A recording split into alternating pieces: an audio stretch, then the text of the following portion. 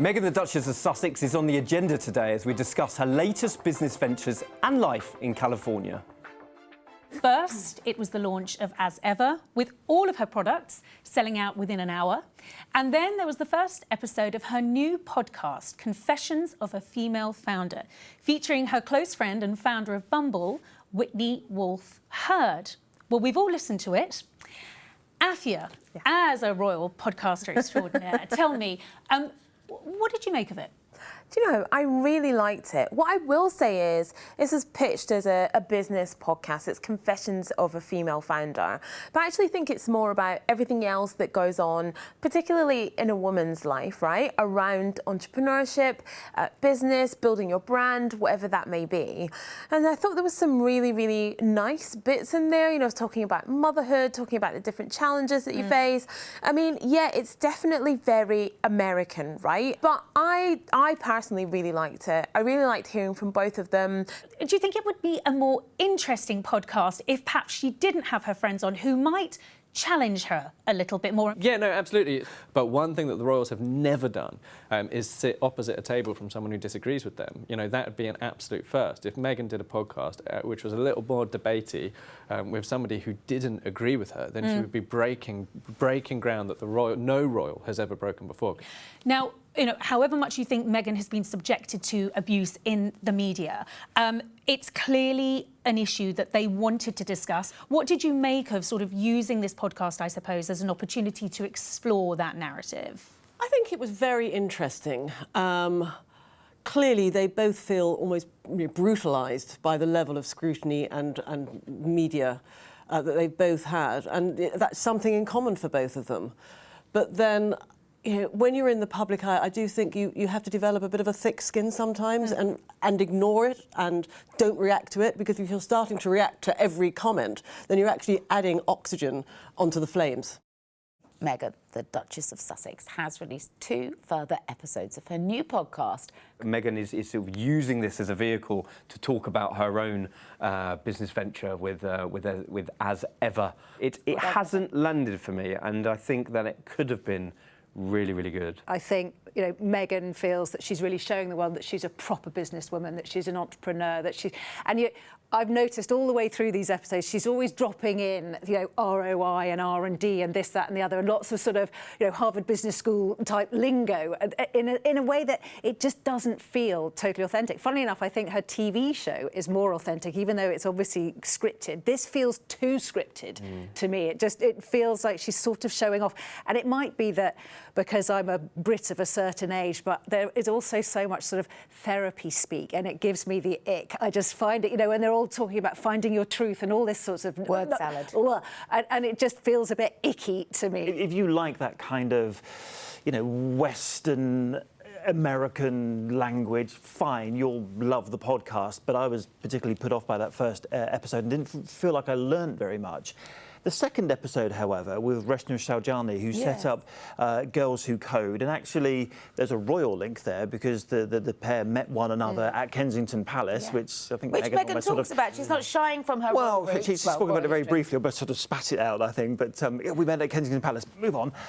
But you know, there was a real connection between them there. I thought, not just on sort of the business level, but how much harder it is for a woman to do it, how much harder it is for a woman of colour to achieve, in the way in which, you know, white men in America can achieve things much more easily. Yes. So I felt that second episode really, I learned something from it. We've all worked on podcasts, right? It takes a while for a show to find its groove and its audience, and we don't have, you know, the intense scrutiny that is applied to everything that she does. So yeah, maybe it will find its own rhythm. I think that's really fair, because she's spoken many times about how upset she gets from the criticism. And so, of course, it's tempting to stick to a script rather than go ad-lib, because when you go ad-lib, you can say something that people will criticise you for. So, of course, as she gets into her groove, and if the bits that are ad-libbed are the bits that are received better, she will grow in confidence and be a bit less scripted. It'll be a virtuous circle.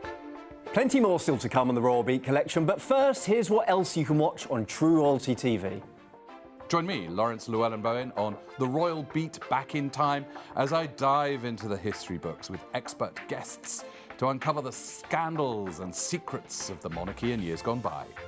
Queen Victoria's relationship with men delves into her close bond with Lord Melbourne and also her tense interactions with William Gladstone. Look back at the spectacular splendour when kings and queens are crowned in the history of coronations. He was the ultimate, and some would say the original royal rock star. Find out more about his dramatic life in The Duke of Monmouth, the Royal Rebel. You can watch all episodes of The Royal Beat Back in Time only on True Royalty, the home of Royal TV.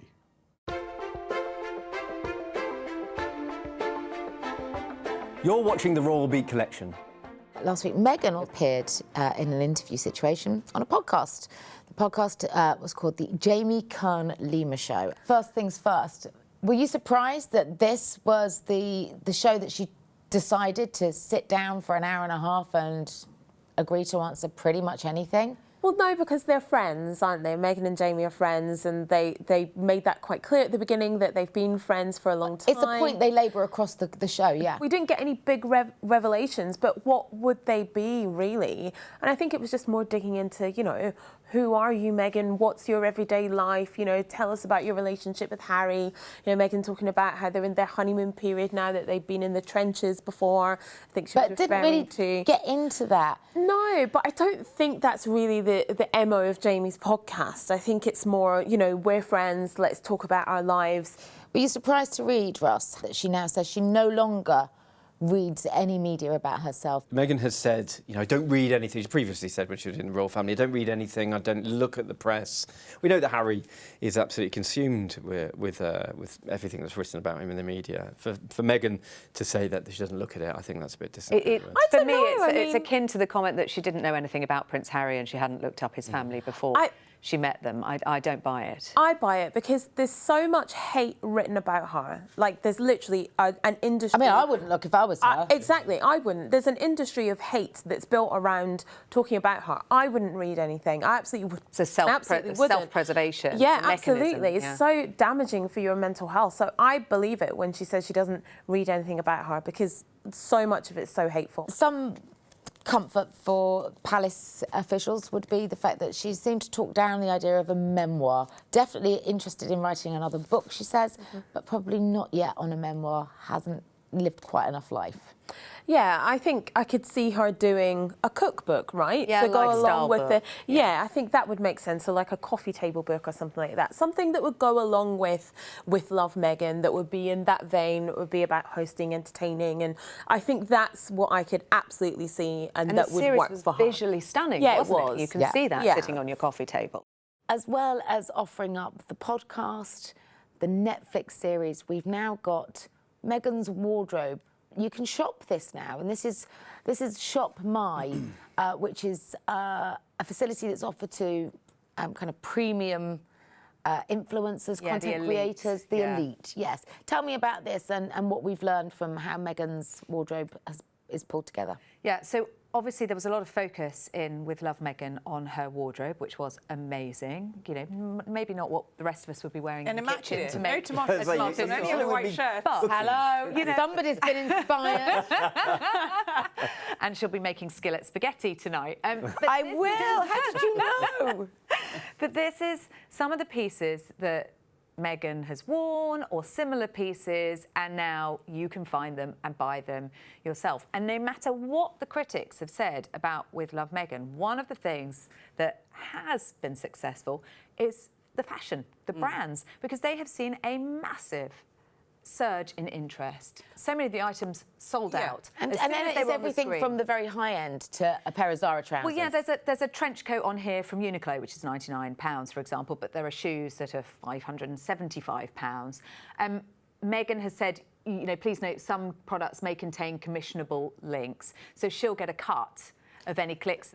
Of all the things she's done recently creatively, I think this feels like the most natural fit for her. She sort of is a royal influencer. I mean, you know, we have, you know, Kate, the Princess of Wales, everything she wears gets huge scrutiny on her wardrobe, but, you know, she's in a different role. She's going to be the next queen. She can't do stuff like this.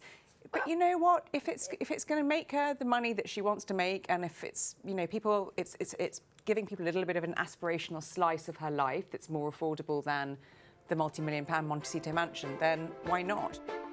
That's all we've got time for on this episode of the Royal Beat Collection, but do keep the conversation going on socials. Just search True Royalty TV and make sure you listen to the Royal Beat podcast wherever you get your podcasts.